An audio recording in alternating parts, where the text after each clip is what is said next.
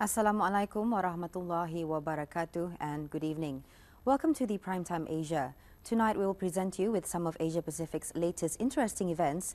Britain's Prince William has visited Japanese Broadcasting Corporation (NHK) as part of his 4-day visit program in Japan. The Health, Labour and Welfare Ministry of Japan has banned people working after 10 o'clock. Latest in Indonesia, the preparation for the execution site over the case of convicted drug trafficker at Nusa Kambangan Island's maximum security prison facilities have been completed, but authorities have not given a date for the executions. Meanwhile, in Iran and the United States have wrapped up the first round of discussion over Tehran's nuclear program. 20 people died and 13 others injured after a bus fell off a cliff in central China's Henan province and a 6-story building collapsed in Shenzhen, South China's Guangdong province. The cause is still under investigation and no deaths reported. We also bring you latest news from Hong Kong and Bangladesh. Here is Henry Ramanar with the reports.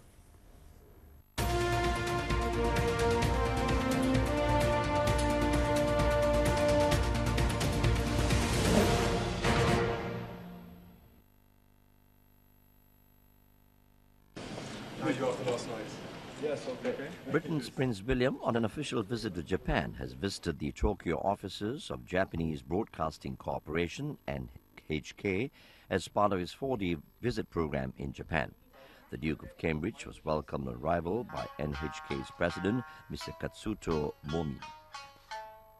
The prince also viewed a drama studio where Japanese actress Mao Inoue gave him flowers. He also tried on an ancient Japanese soldier's outfit used in an NHK TV drama series. The prince then visited the news center where he learned about NHK's emergency warning broadcast system and viewed images of the 2011 earthquake and tsunami shown by NHK at that time. The prince also traveled to northeastern Japan and visited areas devastated by the earthquake and tsunami almost 4 years ago.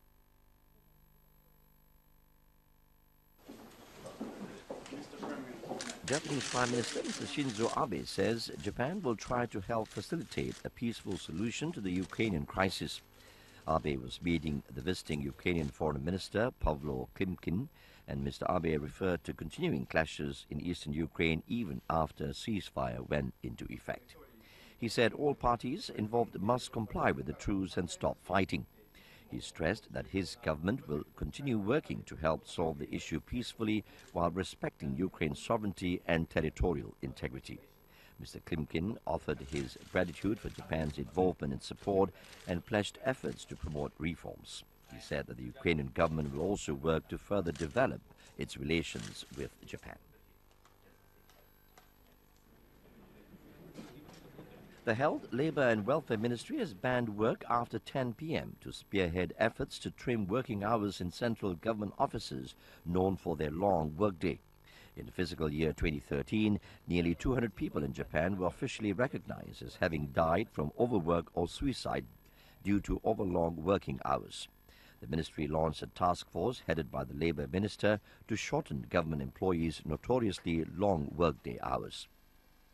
Starting Monday, the ministry urged its officials to leave the office by 8 p.m. and banned overtime work beyond 10 p.m. except in extraordinary circumstances.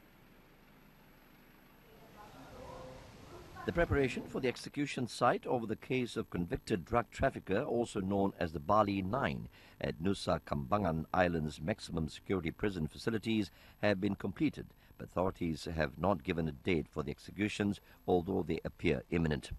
The Indonesian Attorney General Muhammad Prasetyo said all the preparations had been made for the execution by firing squad of 9 foreigners and an Indonesian condemned for drug smuggling. 3 foreign convicts have been transferred to Indonesia's maximum security prison on Nusa Kambangan Island. Attorney General Muhammad Prasetyo added that all clemency claims have been rejected by Indonesian President Joko Widodo, clearing the way for the executions. However, the Attorney General said some death row convicts had filed legal appeals with the Indonesian Supreme Court. Prasetyo also said he will ask a team of doctors for a second opinion on the condition of Brazilian national Roberto Goularte, following claims from his lawyer that Goularte was suffering from a mental disorder.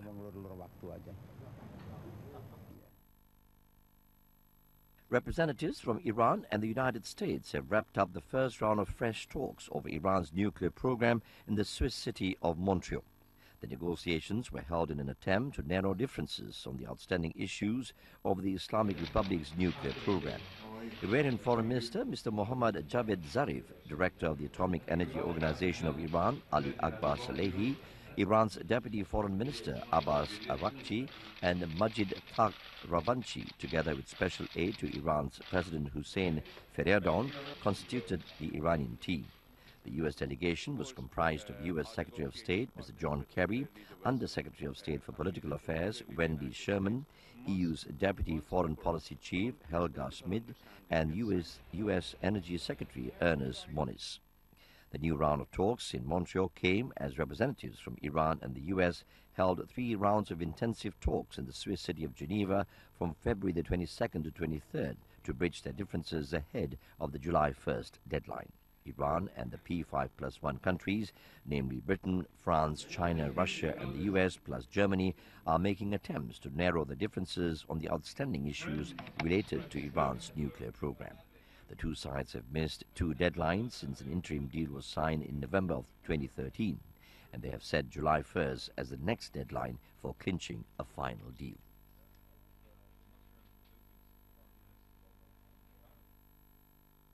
Iran's first flight loaded with humanitarian aid has landed in the Yemeni capital of Sana'a a day after the two countries signed a landmark aviation deal.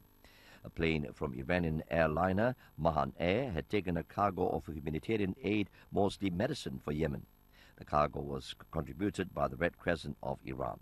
The flight was the first between the two countries in many years. Under the deal that was signed between the Civil Aviation and Meteorology Authority of Yemen and Iran's Civil Aviation Organization of February the 28th, Mahan Air and Yemen's airliner Yemenia would operate 14 flights between Tehran and Sana'a every week.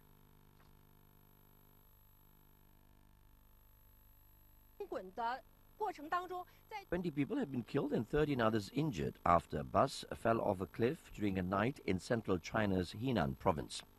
The accident occurred at around 11 p.m. near the boundary between Xinjiang City and Linzhou City when the bus, with 33 people aboard, was heading for Linzhou. The bus was carrying staff of a privately owned opera troupe from Xinjiang City, Henan province. The vehicle was rented by the troupe, according to the Provincial Culture Department. All the injured have been hospitalized. The bus is designed to carry 35 people, and the cause of the accident is still under investigation. 4 miners were trapped after a coal and gas outburst at a coal mine in East China's Jiangxi province. The accident occurred at the Yongshan coal mine in Liping, a county-level city. Local authorities said that the situation in the pit is still unclear and rescue work is underway.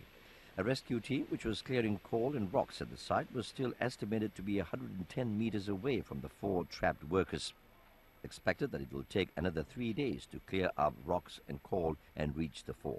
The cause of the accident is being investigated. Also in China, a 6-story building collapsed in the early morning on Wednesday last week in Zhenjiang, South China's Guangdong province.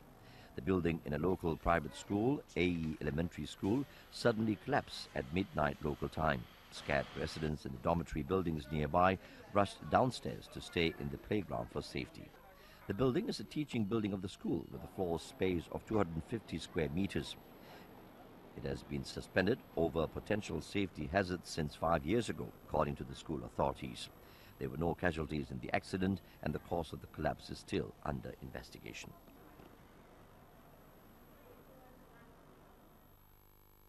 Hong Kong police have arrested 38 people in an anti-parallel trading protest in Yuen Long. 10 police officers were injured during the chaos, and several do-it-yourself weapons were seized from the protesters. Police officers seized a number of handcrafted weapons from demonstrators during the anti-parallel trading protests in Yuen Long. Homemade batons and shields, suspected sulfur powder, and suspected flammable liquids are just a few of the DIY weapons that protesters were carrying. They also found suspected homemade pepper spray believed to be made from chili oil. Chemical tests will be carried out to determine the exact ingredients. 38 people aged between 13 and 74 were arrested for a variety of criminal offences, including possession of offensive weapons, assaulting police, obstructing police, disorderly conduct and assault. 10 police officers were injured during the protests, 7 of whom were sent to the hospital for treatment. Police will be conducting follow-up investigations and have not ruled out the possibility of further arrests.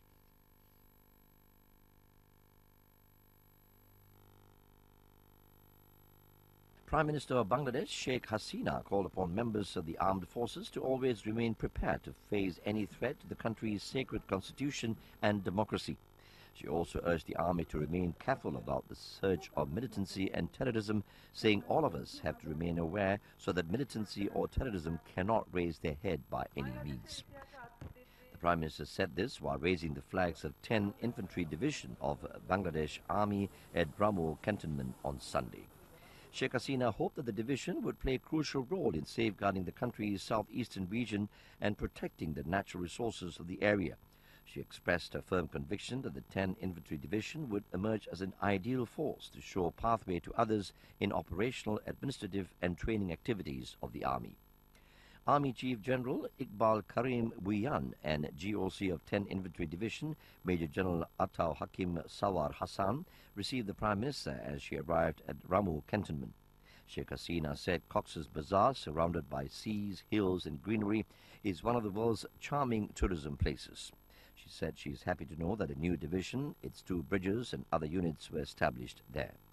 Sheikh Hasina raised the flags of newly formed 10 Artillery Brigade, 97 Infantry Brigade, 23 Field Regiment Artillery, 60 East Bengal Regiment and 36 Infantry Regiment under the 10 Infantry Division. Later, Prime Minister Sheikh Hasina inaugurated the first upscale international hotel, Radisson Blue Chittagong Bayview in the port city.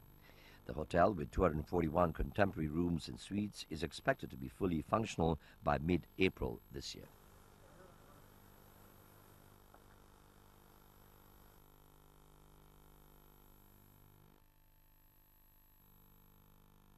Also in Bangladesh, the Heavenly Culture World Peace Restoration of Light, or HWPL, has opened its office in Dhaka with a view to unite people of all faiths for global peace. HWPL is currently conducting its peace initiatives in 70 countries across the world, to which Bangladesh is now connected, as the organization opened its office at a school in the capital. On the occasion, a day-long peace conference and workshop was held, participated by people of different faiths. Chaired by Principal Mahbubur Rahman Molla, the function was also addressed by International Peace Youth Group IPYG Manager Daniel Wu and HWPL staff Janie Lee. Speakers urged all to come to accord on world peace and advised youths to associate themselves with the peace movement.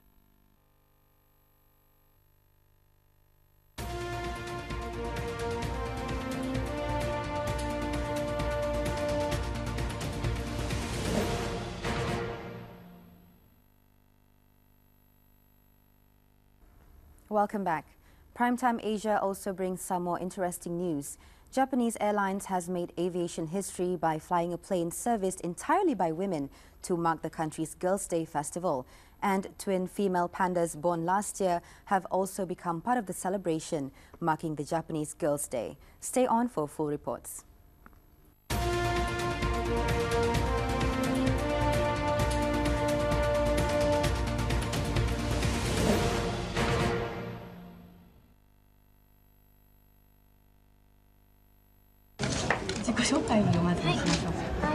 Japan Airlines has made aviation history by flying a plane serviced entirely by women to mark the country's Girls' Day festival. The annual Hinamatsuri festival on March the 3rd honors young girls and prays for their health and happiness. The carrier's morning flight from Tokyo's Haneda Airport had a female pilot, co-pilot and 4 cabin attendants. Maintenance workers welcomed the 167 passengers at the boarding gate, who were also women. A company worker in his 30s said he has made it a rule to take a day off work every year for the all-women flight. The pilot was Ari Fuji, who became Japan's first certified female captain 5 years ago. She hoped passengers would enjoy a safe flight and special services. Fuji wants more women to join the airline business.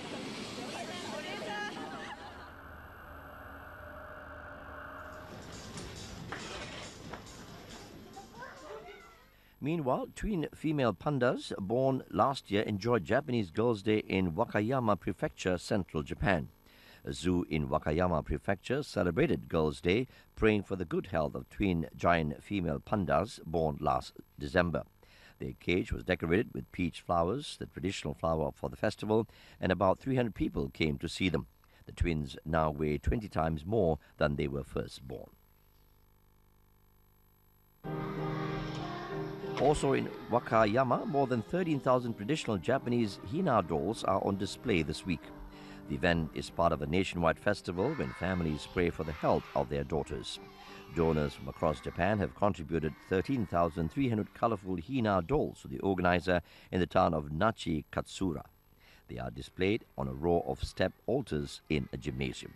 During the first day of the exhibition, about 60 children, accompanied by their parents, sang a song themed on the Girls' Festival in front of the display. The citizens group started the event 3 years ago as part of efforts to reconstruct the disaster-hit town, which was battered by torrential rain in 2011. One member of the group said some of the dolls were made a few hundred years ago during the Edo period. The event runs until March the 3rd.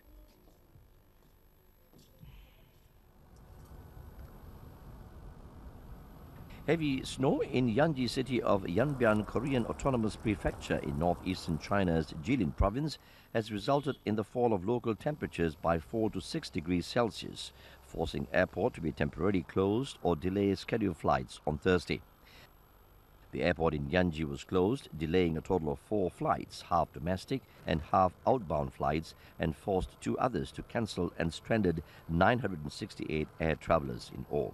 The airport has already started to carry out an emergency plan and is updating collected weather information. According to forecasts of the local meteorological department, the impact brought by heavy snow to the airport will be reduced in the afternoon, and the airport is set to be reopened at around 3 in the afternoon. The heavy snow has also led to closure of several highways and suspension of bus services.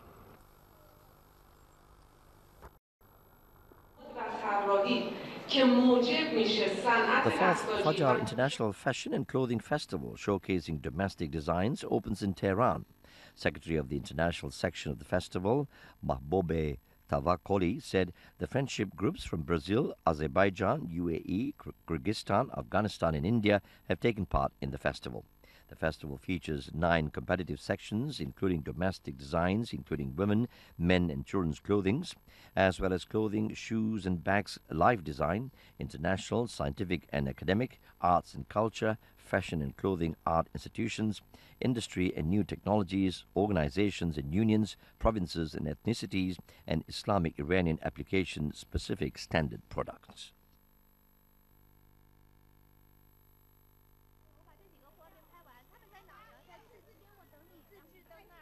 And finally, Lantern Festival event in East China's city of Xiamen has added a new element to celebrations this year by inviting locals to showcase their own lighted creations. Thousands made their way to a local park in Xiamen on Saturday, 5 days ahead of the traditional Chinese Lantern Festival, to gander at a colorful spectrum of 4,000 lanterns made by friends, family and even strangers. Xiamen resident Yang Renji, together with his wife and daughter, spent 4 days making an ancient-style lantern for the show this year. Lantern designs have so far included those in the shapes of sheep, fish and other auspicious New Year figures. Many were also made out of clay and recycled paper. Organizers of the show said that in previous years they would just order large-sized lanterns, each of which would cost between 30,000 yuan or about $4,797 US. By calling upon residents to make the lanterns themselves, the organizers have been able to cut costs by 70% and attract more visitors than ever before. The show will run through March the 8th. The Lantern Festival falls on the 15th day of the first month of the Chinese lunar calendar. People usually celebrate the holiday by eating sweet dumplings and putting up colorful lanterns.